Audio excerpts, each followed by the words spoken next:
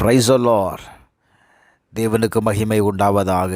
ஆண்டவர் இரட்சகருமாய் இருக்கிற இயேசு கிறிஸ்துவின் நாமத்தினாலே இந்த கால வேளையில் உங்கள் யாவரையும் நான் வாழ்த்துகிறேன்.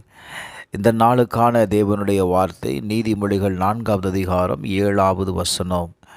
ஞானமே முக்கியம், ஞானத்தை சம்பாதி. எண்ணத்தை சம்பாதித்தாலும் புத்தியை சம்பாதித்துக்கொள் என்று வேதம் சொல்லுகிறது. இன்றைக்கு ஒரு காரியத்தை செய்வதற்கு ஞானம் ரொம்ப முக்கியங்க.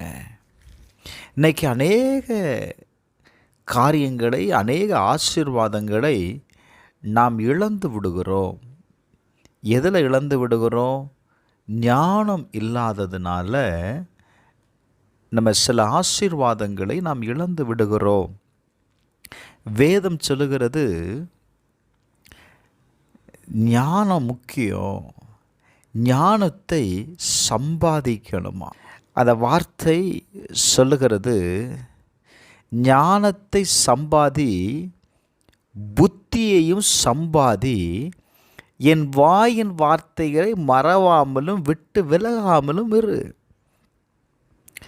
ஞானமும் புத்தியும் தானாக வராதுங்க, அதை சம்பாதிக்கணும். அதற்கென்று ஒரு கிரயத்தை கொடுக்கணும்.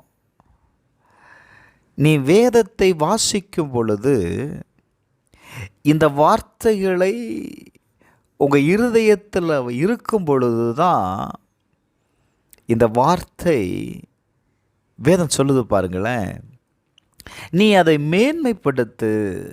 எதை? தேவனுடைய வார்த்தைகளை நீ மேன்மைப்படுத்தும் பொழுது அது உன்னை மேன்மைப்படுத்தும். மேன்மைப்படுத்துவதற்கு என்ன தேவை? ஞானம் தேவை. Glory to God. நீ அதை தழுவி கொண்டால் அது உன்னை கனம் பண்ணும். இன்னைக்கு வீட்டில் சில நபர்கள் சொல்லுகிறதை பார்க்க முடியும். இந்த வீட்டில் எனக்கு என்ன இருக்குது, என்னை யாருமே மதிக்க மாட்டுக்காங்க. ஏன் மதிப்பு இல்லாமல் இருக்கிறீங்க? நீங்கள் ஒவ்வொரு காரியத்தையும் ஞான குறைவினால், புத்தி இல்லாமல் நீங்கள் சில காரியங்களை செய்வதனால நீங்கள் உங்கள் குடும்பத்தில் கனம் குறைந்தவர்களாய் பார்க்கப்படுகிறீர்கள். நான் சொல்கிறேன், இன்றைக்கு ஆண்டவருடைய வார்த்தை உங்களுக்கு நேராய் கடந்து வருகிறது. ஞானத்தை சம்பாதி. நீதிமொழிகள் 16:16 பொன்னை சம்பாதிப்பதிலும் ஞானத்தை சம்பாதிப்பது எவ்வளவு உத்தமம், வெள்ளியை சம்பாதிப்பதிலும் புத்தியை சம்பாதிப்பது எவ்வளவு மேன்மை என்று எழுதப்பட்டிருக்கிறது. எனக்கு அன்பானவர்களே, பிரசங்கி 7:12 வாசித்தீங்களா? ஞானம் கேடகம், திரவியமும் கேடகம். ஞானம் தன்னை உடையவர்களுக்கு அது என்ன செய்யுமா? ஜீவனை தரும். இதுவே அறிவின் மேன்மேன் எழுதப்பட்டிருக்கு. Glory to God. அதனால் இந்த கால வேளையில் ஞானத்தை ஆண்டவர்கிட்ட கேளுங்க. சாலமோன் ஞானி ஆண்டவர்கிட்ட என்ன கேட்டான் தெரியுமா? ஆண்டவரே, எனக்கு ஞானத்தை தாரும். நான் ஒன்றும் அறியாதவனாயிருக்கிறேன். இந்த ஜனங்களை நடத்தி செல்வதற்கு எனக்கு என்ன தாரும்? ஞானத்தை தாரும் என்று கேட்கிறான். அது தேவனுடைய பார்வையில் அது பிரியமாக இருந்ததுங்க. தேவன் அவனுக்கு எதை கொடுத்தார்? ஞானத்தை கொடுத்தார். நல்ல கவனிங்க, ஞானத்தை மாத்திரம் கொடுக்கல, அவன் கேட்காத ஐஸ்வர்யத்தையும் ஆண்டவர் அவனுக்கு கொடுத்தார். வேதத்தில் வாசிக்கும் பொழுது ஞானம் தன் வீட்டை கட்டும் என்று எழுதப்பட்டிருக்கிறது. உங்கள் வீட்டில் இருக்கிற செல்வம், உங்கள் வீட்டில் இருக்கிற